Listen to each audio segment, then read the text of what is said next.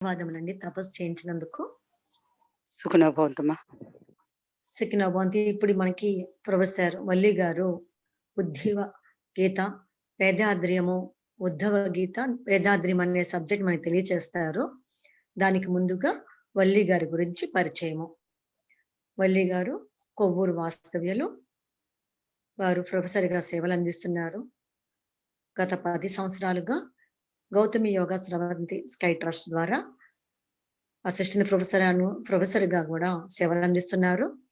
Schools, కాలేజెస్‌లో విద్యార్థులందరికీ కూడా ఫౌండేషనల్స్ కోర్స్ కండక్ట్ చేస్తున్నారు. గౌతమ్ నగర్‌లో ఒక సబ్ సెంటర్ స్టార్ట్ చేసి అక్కడ కూడా అందరికీ ఫౌండేషన్ కోర్సెస్, ఇంట్రాస్పెక్షన్స్, కాయకల్ప నేర్పిస్తున్నారు.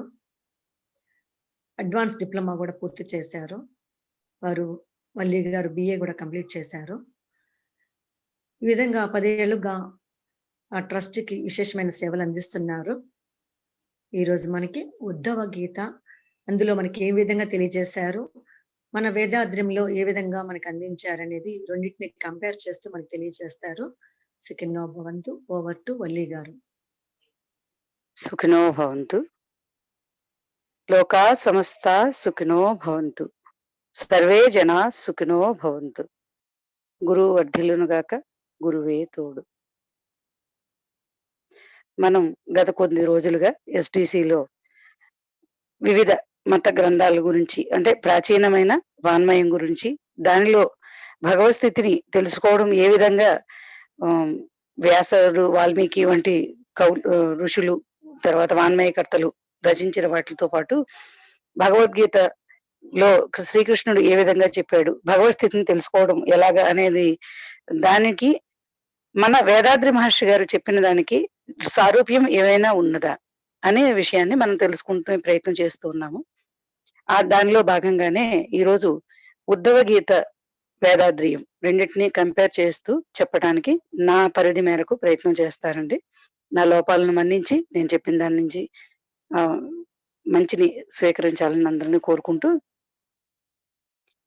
శ్రీకృష్ణుడు భగవద్గీతను బోధించాడు కదా, మళ్ళా ఉద్ధవ గీత ఏంటి అనేది ఒక మనకు తెలుసుకోవాల్సిన విషయం.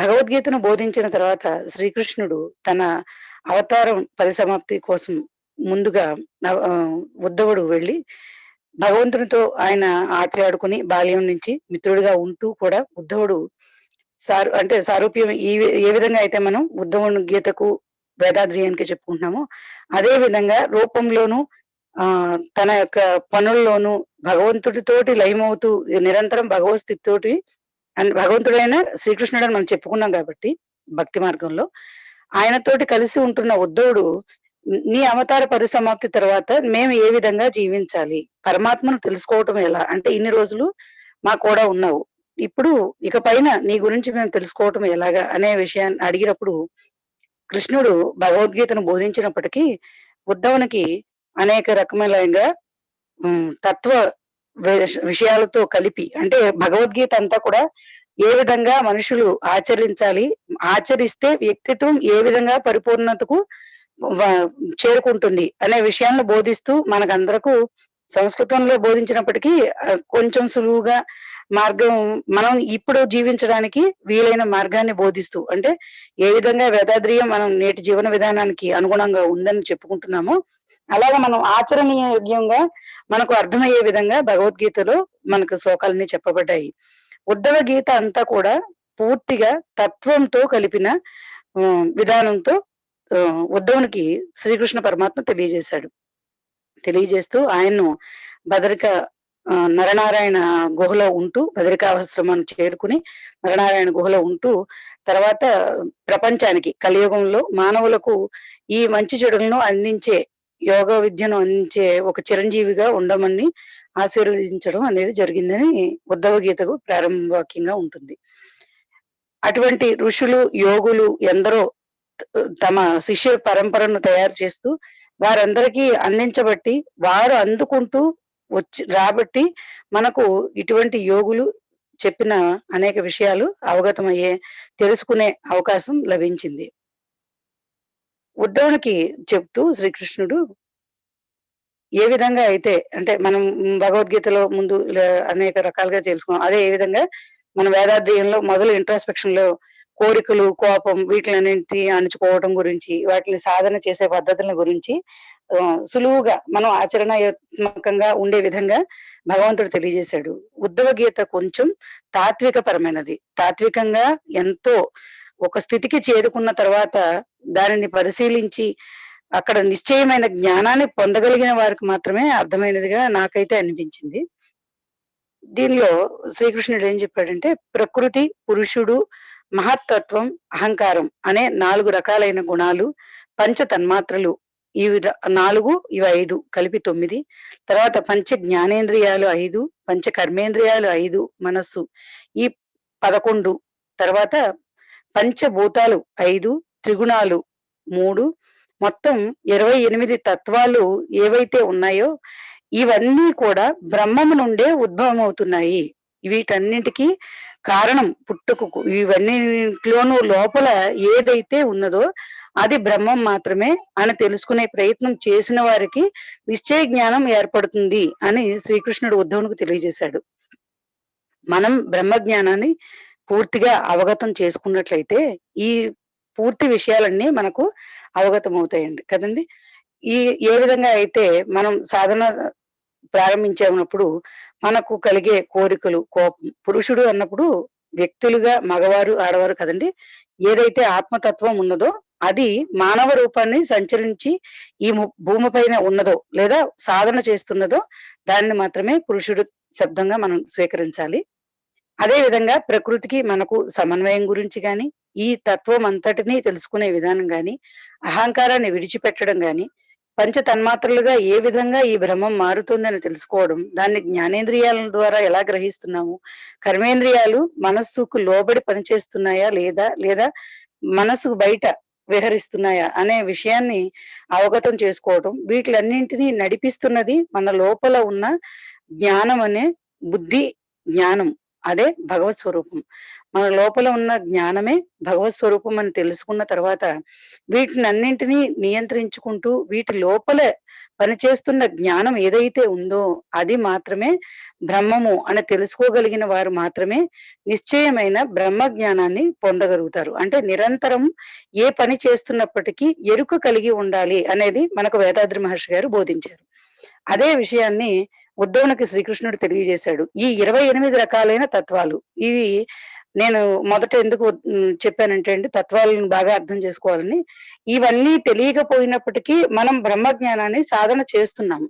చేయటం వలన ఏం జరుగుతుంది అంటే, నిన్న మనకు సార్ చెప్పినట్లుగా దానిని నిశ్చయంగా మనం పొందలేకపోతున్నాం. సాధనలో లోపం వలన నిశ్చయంగా ఇదే జరిగిన దానికి ఇదే కారణం అనే కారణ తత్వాన్ని, కర్మఫల తత్వాన్ని కానీ లేదా బ్రహ్మజ్ఞానాన్ని కానీ మనం నిరంతరం తెలుసుకోకపోవటం వలన ఈ 28 రకాల తత్వాలలో ఏదో ఒకదానికి లోబడి మన మనస్సు పనిచేయటం వలన మనం అధపాతాళానికి అనేది చేరుకోవటం జరుగుతుంది.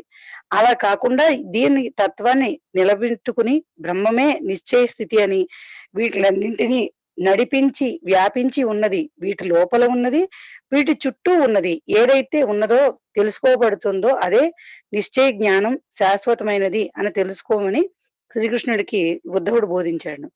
అదే విధంగా యమ, నియమ, ఆసన, ప్రాణాయామ, ప్రత్యాహార, ధారణ ఇటువంటి యోగ విషయాలను కూడా ప్రస్తావిస్తూ వీటిలన్నింటినీ ఉపయోగించుకునే విధానం ఏ భోగకారకమైన విషయాలక మోక్షకారకమైన విషయాలకు మనం ఉపయోగించుకుంటున్నామా అనేది గ్రహించుకుంటూ సాధన చేయకపోతే ఆ సాధన నిష్ప్రయోజనంగానే మారుతుందని, తర్వాత జీవుడు మళ్ళీ జనన మరణ చక్రాలకు లోపల బంధించబడతాడని కృష్ణుడు తెలియజేశాడు. మనకు కలిగిన నిశ్చయ జ్ఞానాన్ని నిరంతరం మననం చేసుకుంటూ ఉండమని స్వామీజీ ఏదైతే చెప్పారో వేదాద్రి మహర్షి, దాన్నే శ్రీకృష్ణుడు ఈ విధంగా తెలియజేశాడు అని మనం అర్థం చేసుకోవచ్చు.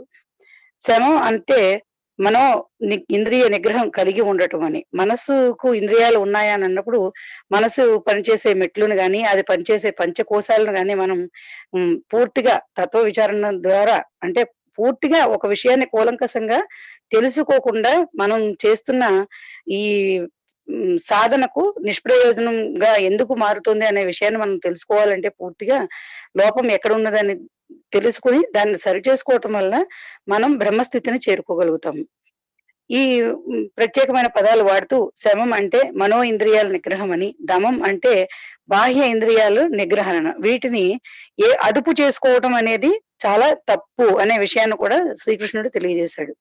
వాటిని అదుపు చేసుకుంటున్నామని చెప్పి కోరికలను, కోపాన్ని వీటిలన్నింటినీ అణిచిపెట్టినట్లయితే అవి తిరిగి మనిషిని పతనావస్థకు చేరదీస్తాయి. ఎందువలన అంటే మనం మనసు ఈ పంచకోశాల లోపల, అంటే పంచకోశాల లోపల కూడా కాదు, మొదట శారీరక పరంగా అన్నమయ ప్రాణమయ కోశాలలో మాత్రం పనిచేస్తున్నప్పుడు అది ప్రవర్తించే విధానం వేరేగా ఉంటుంది.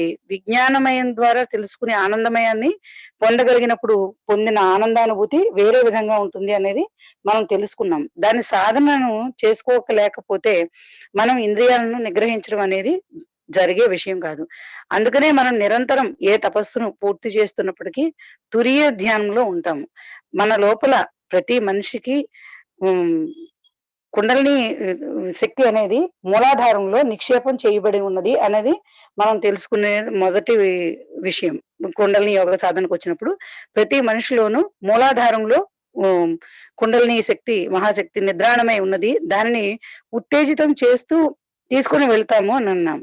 పూర్వం ఈ యోగ నియమాల సాధనాలన్నీ చేస్తున్నప్పుడు పూర్వకాలంలో ఏం జరిగేదంటే ఒక్కొక్క చక్రాన్ని దాటుకుంటూ వెళ్ళే పద్ధతి వలన వారు ఆచరించినది ఏంటి, అనుసరించింది ఏంటి అనేది ఎవరికైనా తెలియజేసే అవకాశం చాలా తక్కువగా ఉంది.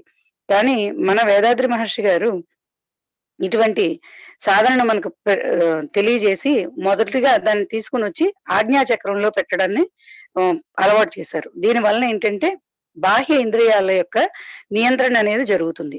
తర్వాత తురియంలో ఉన్నప్పుడు మనస్సు కూడా ఈ ప్రాణంతో లయం అవుతూ ఉంటుంది. అందుకనే మనం ఏ ధ్యానాన్ని పూర్తి చేసినప్పటికీ తురియంలో ఉంటూ ధ్యానాన్ని పూర్తి చేయటం అనేది మనకు పరిపాటిగా ఉంది. తురియంలో ఉన్నప్పుడు మనకు తురియ ధ్యానం ఇచ్చినప్పుడే చెప్తారు, మనం తురియాతీత ధ్యానానికి వెళ్తున్నప్పుడు ఇది ఒక ద్వారంలా ఉంటుంది అని. మన శరీరానికి సాధనతో పైకి వెళ్ళేటప్పుడు ప్రాణశక్తి ఈ ద్వారం దాటుకునే భగవత్ స్థితిలోకి ప్రవేశిస్తుంది. భగవత్ స్థితి అనగా తురియాతీత స్థితి అని మనం అనుకోవచ్చు. వీటిని వశపరుచుకుని, ఇంద్రియాలను వశపరుచుకుని మనస్సును, ప్రాణాన్ని లయం చేసుకున్నప్పుడు మాత్రమే కదండి మన లోపల ఉన్న భగవంతుణ్ణి మనం తెలుసుకోగలుగుతాం. తపస్సు ద్వారా మన వాసనను వదులుకోవడం జరుగుతుంది అనేది కూడా శ్రీకృష్ణుడు దీనిలో బోధించాడండి. నేను సంస్కృత శ్లోకాలను చదవటంలో లోపం వలన కానీ, అంటే చదవలేకపోవడం లేక వాటి అర్థాలు వివరంగా చెప్పలేకపోవటం వల్ల సమయం వృధా అవుతుందని నేను దాన్ని మీకు సంక్షిప్తంగా మరి వచన రూపంగా తెలియజేయడం జరుగుతుంది. తపస్సు ద్వారా వాసనలు వదులుకోవచ్చు అనేది ఒక వాక్యంలో తెలియజేశాడు. దీనిలో సూరత్వం, తర్వాత దీన్నే సూరత్వం అని అంటారు. సర్వత్ర సమదృష్టితో సత్య స్వరూప దర్శనమే సన్యాస యోగము అని, సన్యాస యోగాన్ని అంటే యోగ మార్గంలో వర్ణాశ్రమ ధర్మాలను వివరిస్తూ శ్రీకృష్ణుడు సన్యాస యోగం దగ్గరకు వచ్చేసరికి సర్వత్ర సమదృష్టితో సత్య రూప సందర్శనమే సన్యాస స్థితి అని చెప్పాడు. అదే మనకు ఈ రోజు కావాల్సిన స్థితి ఏంటంటే అన్నిటిలోనూ భగవత్ స్థితిని తెలుసుకోగలగటమే. సన్యాసం అనగానే కాషాయాన్ని ధరించడం కానీ, లేకపోతే ఐహికమైన భోగాలకు లోబడి ప్రవర్తించటం కానీ, లేదా ఒక అధికారానికో వేరే వాటికి లోబడి ప్రవర్తించటం కానీ జరిగేది సన్యాస ధర్మం కాదని, సాంసారిక జీవితంలో ఉంటూ కూడా ముఖ్యంగా ఉద్ధవ గీతలో ఏం తెలియజేశారంటే గృహస్థాశ్రమ ధర్మాలు, వర్ణాశ్రమ ధర్మాలు చెప్తూ గృహస్థాశ్రమం యొక్క గొప్పదనాన్ని తెలియజేశాడు శ్రీకృష్ణుడు. దీనిలో ఉంటూనే సాధన చెయ్యాలని, ఈ దేహం నిరంతరం జీవన పర్యంతం, ఈ జీవి ఉన్నంతసేపు కష్టాలను ఎదుర్కొంటూ వాటిని అధిగమిస్తూ సాధన చేసి అత్యంతమైన ఆనందాన్ని పొందగలిగే జీవితం గృహస్థాశ్రమ ధర్మంలో ఉంది అని తెలియజేశాడు. దీనినే మన వేదాద్రి మహర్షి గారు తెలియజేశారు కదండి. ఏ అడవులకు ఎక్కడికో వెళ్ళి సాధన చేయక్కర్లేదు. మన ఈ కుటుంబ జీవితంలో ఉంటూ ఏ విధంగా ఆయన మొదటి నుంచి ఇంట్రోస్పెక్షన్ లో ఫస్ట్ నుంచి చెప్పుకొచ్చింది అంతా కూడా ఇదే కదండి. వ్యక్తికి, సమాజానికి, తర్వాత ప్రకృతికి సమన్వయం ఉండాలని, తర్వాత వ్యక్తిగత శాంతి నుంచి, కుటుంబ శాంతి నుంచి సమాజంలో శాంతిని నెలకొల్పే విధంగా ప్రవర్తించాలని, మన దీవెనల యొక్క అలల ప్రసరణ ద్వారా ఎవరినైనా దీవించగలిగి వారు మనకు లోబడి పనిచేసే విధంగా అంటే మనం కోరుకునేది ఎప్పుడు ఆ స్థితికి చేరుకున్నప్పుడు మంచినే కోరుకుంటాం కాబట్టి, వారు కూడా మనకు చెడు చేయాలనుకున్నా లేని స్థితికి చేరుకునే విధంగా శాంతిని ఏ విధంగా పెంపొందించుకోవాలి అనేది స్వామీజీ మనకు తెలియజేశారు. ఈ ఉద్ధవ గీతలో బ్రహ్మచర్యాశ్రమ ధర్మాల దగ్గరతో మొదలుపెడుతూ సన్యాసాశ్రమం వరకు అన్ని రకాలు చెప్పినప్పటికీ, గృహస్థాశ్రమంలో చెప్పిన విషయాలు మన సులభతర కుండలిని యోగానికి చాలా దగ్గరగా ఉన్నాయి. నిరంతరం సాధన చేసుకోవాలి అన్నప్పుడు మనం రోజు కొంత సమయాన్ని కేటాయిస్తూ తపస్సు చేయడం ద్వారా మన కర్మలను నిర్మూలించుకోగలుగుతాము అనే విషయాన్ని కూడా స్వామీజీ మనకు తెలియజేశారు. దీని వల్లనే కదండి మన లోపల ఉన్న సంచిత ఆకామ్య ప్రారబ్ధ మళ్ళీ పాపం ముద్రలను కూడా తొలగించుకునే సాధనను మనకు వేదాద్రి మహర్షి తెలియజేశారు. అంతఃకరణ శుద్ధి ఆత్మ ను సమర్పించినట్లయితేనే ఇతర పదార్థాల మీద ఆసక్తి, అంటే ఇతరుల విషయాల యొక్క ఆసక్తి లేకుండా సన్యాసం పుచ్చుకోకుండానే అంత్యములందు భగవస్థితిని చేరుకుంటారు. నన్ను అని శ్రీకృష్ణుడు చెప్పినప్పుడు మనం ఏదైతే చెప్పుకుంటున్నామో శుద్ధ బయలుగా చెప్పుకుంటున్నామో ఆ భగవస్థితిని అన్వయం చేసుకున్నట్లయితే అంతఃకరణ శుద్ధి మనకు కావాల్సింది దాన్నే కదా స్వామీజీ చెప్పారు. అంతఃకరణ శుద్ధి అంటే మనం ఏం చేస్తున్నామో దాన్ని త్రికరణ శుద్ధిగా పాటించమని చెప్పారు. మనం ఏ పని చేస్తున్నా ఇప్పుడు గాని ఇక ముందు గాని భవిష్యత్తులో గాని మనకి గాని వేరే వారికి కానీ ఏ పని ఎవరికి హాని చేయకుండా ఉండే విధంగా మనం అంతఃకరణ శుద్ధి చేసుకోవాలని, తర్వాత ప్రతి వారిలోనూ ఉన్నది బ్రహ్మమే అని గుర్తించగలని ఈ విషయాన్ని స్వామీజీ మనకు తెలియజేశారు. కృష్ణుడు ఏం తెలియజేశాడు? సన్యాసం పుచ్చుకోకపోయినప్పుడు, అంటే ఇవంతా సాధన సాధ్యమవుతుందా, మనం అందరం అనుకునేది సాధించలేకపోతున్నాం అనుకున్నప్పుడు మనం ఆత్మతృప్తిని పొందడం కోసం ఏమనుకుంటామంటే మనం ఇలా జీవిస్తున్నాం కాబట్టి చేయలేకపోతున్నాం, మనకు ఇది సహజమే, మానవులుగా పుట్టిన మనం ఎంతో కొంత ఈ రకంగా ప్రవర్తిస్తామని మనం ఏదైనా వేరే విధంగా, అంటే అందరూ అలా ప్రవర్తిస్తారని కాదండి, నన్ను మన్నించాలి, ఏదైనా ఒకవేళ కోపం గాని వేరే వాళ్ళని మనం బ్లేమ్ చేయటం గానీ జరిగినప్పుడు మనం దానిని సరిదిద్దుకోం మన మనసుకు ఏదైతే మనం ఈ సాధన చేస్తున్నాం అనే విషయాన్ని పక్కన పెట్టి వారు అలా ప్రవర్తించబట్టే, లేదా నేను అన్ని ఈ విషయాలన్నింటినీ అనుభవిస్తూ ఉన్నాను కాబట్టి నేను నియంత్రించుకోలేకపోయాను, కోపగించుకున్నాను, లేదా వారిని బాధ పెట్టే విధంగా మాట్లాడడం, ఇటువంటి పనులు చేసినప్పుడు మనం సర్ది చెప్పుకుంటాం. ఆ సర్ది చెప్పుకోవడం అనే దానికి ఎవరండి సాక్షిభూతం? మన లోపల ఉన్న నిశ్చయ జ్ఞానము, భగవస్థితి, అదే సాక్ష్యం. మనం చేస్తున్నది తప్పు అనే విషయాన్ని మనకు తెలిసి మనం దాన్ని ఏం చేస్తున్నాం? ఇతర ఇంద్రియాలకు లోబడే పనిచేస్తున్నాం. మన మనస్సును ఎంత అహంకారానికి లోబడి పనిచేసే విధానంగా మార్చుకుంటున్నాం. అటువంటి స్థితిలో కలిగిన జ్ఞానం ఎప్పటికీ నిలబడదని, అటువంటి స్థితికి అతీతమైన స్థితిలో పొందిన జ్ఞానం మాత్రము నిశ్చయమై ఉంటుందని, అదే ఆనంద ప్రాప్తికి మూలమవుతుందని, సన్యాస యోగం తీసుకోకపోయినప్పటికీ సాంసారిక జీవితంలో గడుపుతూ కూడా బ్రహ్మస్థితిని పొందవచ్చు అనే విషయాన్ని శ్రీకృష్ణుడు ఉద్ధవ గీతలో చాలా వివరంగా తెలియజేశాడు. నిరంతరం బ్రహ్మంతో అనుభూతి పొంది ఉండటాన్ని కలిగి ఉండటం వలన ఏ విధంగా అయితే యద్భావం తద్భవతి అన్న విషయంగా, అంటే దేనినైతే మనం భావిస్తున్నామో అదే జరుగుతుంది అనే విషయం కూడా మనందరకు బాగా నిశ్చితమైన విషయమే, తెలిసింది, బాగా పరిశీలనలో ఉన్న విషయమే. ఏదైతే మనం జరగాలి అని కోరుకుంటున్నామో అది చెడు అయినప్పటికీ జరుగుతూ ఉంటుంది. 10 మంది ఆడిన మాట పాడి అయి ధరచెల్లు అనే ఒక నానుడి కూడా ఉంది కదండి. ఏ విధంగా అయితే మనం ప్రవర్తిస్తున్నామో అదే ప్రవర్తన మనకు ఎదురవడం అనేది జరుగుతుంది. అదే ప్రకృతి నుంచి కూడా ఎదురవడం జరుగుతుందనే విషయాన్ని ప్రస్తుతం ఉన్న కరోనా ఇబ్బందులలో మనం బాగా తెలుసుకున్న విషయం. యద్భావం తద్భవతి. అదే విధంగా మనందరం అంటే ఇంతకన్నా మనకి ఫ్రీడమ్ కావాలని, లేకపోతే వచ్చిన సాంకేతిక విజ్ఞానాన్ని వేరే విషయంగా, అంటే ఇంద్రియ భోగాలకు ఏ రకంగా అయితే యోగాను మనం వాడుకుంటున్నామో, భోగదాయకమైన విషయాలుగా మనం వీటిలన్నింటినీ వాడుకుని ప్రచారం కోసం కానివ్వండి, లేదా మన సుఖం కోసం, శారీరక సుఖం కోసం కానీ వాడుకుంటున్న వాటిలన్నిటి వల్ల మనం ప్రతికూలతను ఎదుర్కోవడం అనేది జరిగింది. తర్వాత పూర్వ పద్ధతిలో ఇదివరకు ఏ రకంగా జీవనం సాగిస్తున్నామో అలా కొన్ని రోజులు సాగించడం జరిగింది. దాని వలన కొంత ప్రపంచంలో, అంటే వాతావరణంలో కానివ్వండి, మన లోపల కానివ్వండి, మంచి బుద్ధి అనేది వెలువడిందని చెప్పుకోవచ్చు.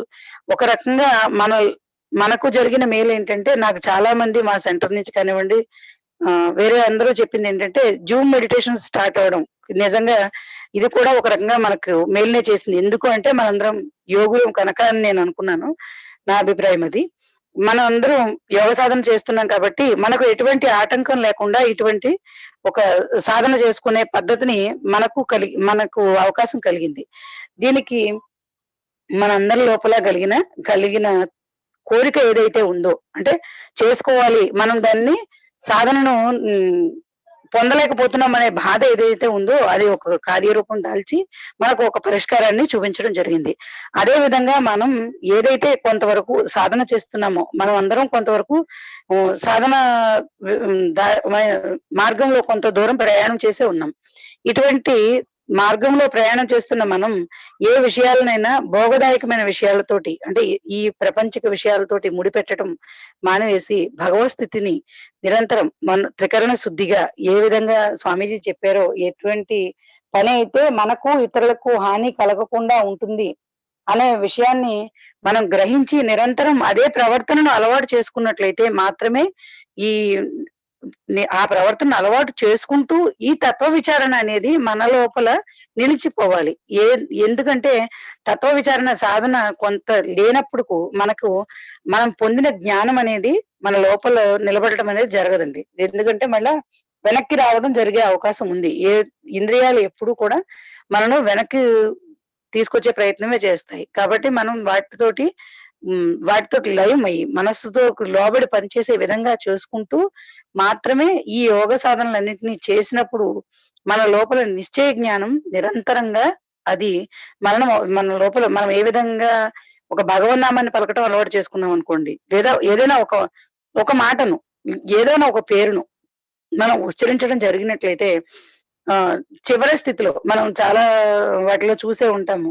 వాళ్ళు ఒక వ్యక్తిని కలవరించటం వల్ల వారిని తీసుకొస్తేనే వారికి ఆ రోగం నయం అవుతుందండి, వారిని తీసుకొచ్చి చూపించండి అనేవి మనం వినే ఉంటాం మన కుటుంబ జీవితంలో. అంటే ఏంటి, నిరంతరం వాళ్ళు ఆ మనసులో ముద్ర వేసుకుని ఉండిపోయారు.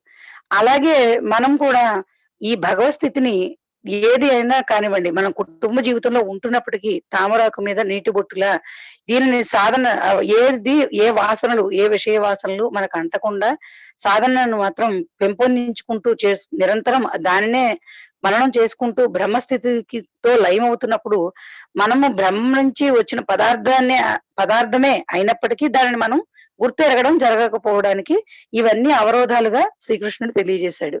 ఉద్ధవునికి చెప్తూ, ఉద్ధవునిగా అంటే అర్జునుని అడ్డుపెట్టి ఏ రకంగా అయితే లోకానికి గీతను బోధించాడో, ఆఖరి సమయంలో కృష్ణుడు ఉద్ధవునికి చెప్తున్నట్లుగా మనందరకు తెలియజేసింది ఏంటంటే, మామూలు సాధనతో కొంతవరకు మాత్రమే నిశ్చయ జ్ఞానం ఏర్పడుతుంది. అది నిలబడాలి అంటే పూర్తిగా భగవత్ తత్వ విచారణ అనేది తెలుసుకోవాలి. ప్రతిదాన్ని విశదీకరించి తెలుసుకోవటం వల్ల ఈ ఆసనాలు పతంజలి ఏదైతే వివరించారో అటువంటి యమ నియమ ఆసన ప్రాణాయామ ప్రత్యాహార ధారణ సమాధి యోగాలన్నిటినీ వివరంగా తెలుసుకోవడం వలన సమాధి స్థితికి చేరుకోవాలి అంటే వీటినన్నింటినీ జయించి మనం ముందుకు వెళ్ళాలి. ఇటువంటి సాధనను వేదాద్రి మహర్షి గారు మనకు తెలియజేశారు. సమాధి స్థితికి మూలమైనది ఏదైతే ఉన్నదో తురియ ధ్యానం ఇచ్చిన తర్వాత మాత్రమే మనకు మనోవిశ్లేషణ తరగతులకు అంటే కొంత తయారు చేసి ఏదైతే మన స్థితి తప్పో ఒప్పో అనేది తెలుసుకోగలుగుతుందో అటువంటి స్థితిలో మాత్రమే మనను మనోవిశ్లేషణ ద్వారా మనసును నియంత్రిస్తూ మనకు ఈ తత్వాలన్నిటినీ అర్థమయ్యే విధంగా మాత్రమే ఆయన చెప్పిన ఏ కోర్స్ అవనివ్వండి, మనం ఏది తీసుకున్నప్పటికీ విజ్ఞానమయంగా కూడా అనేక రీసెర్చ్లు జరుగుతూ పిహెచ్డీల వరకు వెళ్తున్నప్పటికీ స్వామీజీ సబ్జెక్టుని ఎంత డీప్ గా చెప్పారు అంటే ఇటువంటి పురాణాలన్నిటిలోనూ ఉన్న విధానాన్ని చాలా చాలా స్పూన్ ఫీడింగ్ అన్నట్టుగా మనకు చాలా విశదీయంగా తెలియజేశారు స్వామీజీ. అంటే ఈనాటి కాలానికి అనుగుణంగా ఉంది, ఇంత సాధన చేయటం అనేది మనకు కష్టం అవుతుంది అని చాలా వివరంగా అందించారు. కానీ దాన్ని మనం సులభంగా అందుకోవటం వలన ఏమో దాన్ని నిలబెట్టుకునే సాధనకు మనం ఇంకా మానసికంగా శారీరకంగా ఏ విధంగా చేయాలి అన్నప్పుడు భగవద్గీతలో కృష్ణుడు ఏం తెలియజేశాడంటే, బ్రహ్మజ్ఞానాన్ని పొందిన మనిషికి నీటి చలమలన్నిటిలోనూ ఉన్న నీరు కూడా తన లోపల ఉన్న స్థితే అని తెలుస్తుంది అని.